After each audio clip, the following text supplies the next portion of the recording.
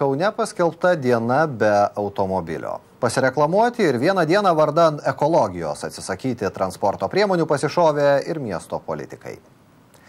Į darbą pėsčiomis, ristele ar dviračiai skubėjo ir Kauno meras, ir jo pavaduotojas, ir kai kurie kiti tarybos nariai. Prapliupus lietų į darbo vietas politikai pasiekė kiaurai permirkę ir vos gaudydami kvapą, tačiau pasiaukojamas vadovų elgesys nei pavaldinių, nei eilinių miestiečių neįkvėpė. Kauno savivaldybės kiemas, kaip ir įprasta diena, buvo prikimštas automobilių. 10 minučių iki 8 valandos ryto.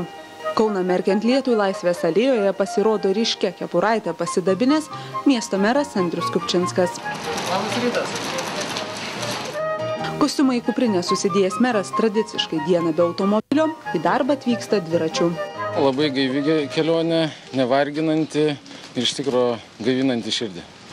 Ar ryte nesuabejojot sumanimu važiuoti su dviračiu, pamatęs koks oras?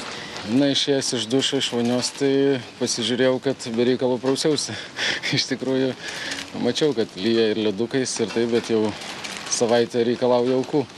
Tai aš manau, kaip tik geras pavyzdys visiems miestiečiams, kad nėra blogo oro, yra bloga apranga ir nevykę dviratininkai. Vos atgavęs kvapą, miesto meras ima žvalgytis, kokiomis transporto priemonėmis į darbą atskuba kolegos ir pavaldiniai. Per kiek minučių stepas?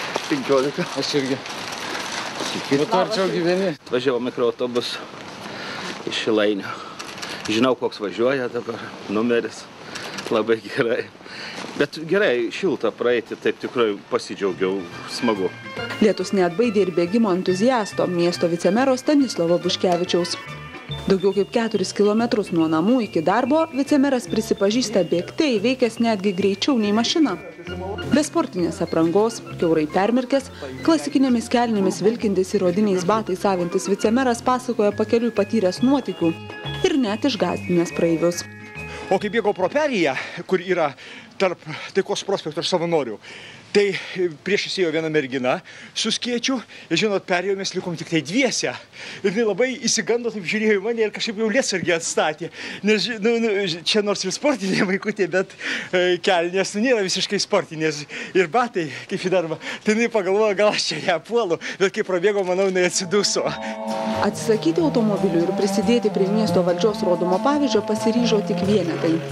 Miesto savivaldybės kieme ankšta kaip ir įprastais rytais. Kiek pavėlavę valdininkai vos rado, kur pasistatyti savo automobilius.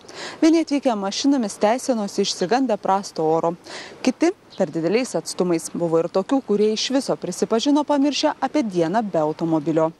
O Jėzus, taigi šiandien, žinokit, trečiadienis, jau aš ką žinau. Diena be automobilio? Jo, tai gerai. Aš šiandien darbas be pinigų. Dėl su automobiliu. Europos judriojų savaitė minima jau 8 metus. Tradiciškai rugsėjo viduryje visoje Europoje organizuojami įvairiausi renginiai ir akcijos, skatinančios gyventojus mažiau naudotis automobiliais ir vietoj jų rinktis viešąjį transportą, dviračius ar pasivaikščiojimą pėsčiomis. Reporterė Kristina Karlonė, Kaunas.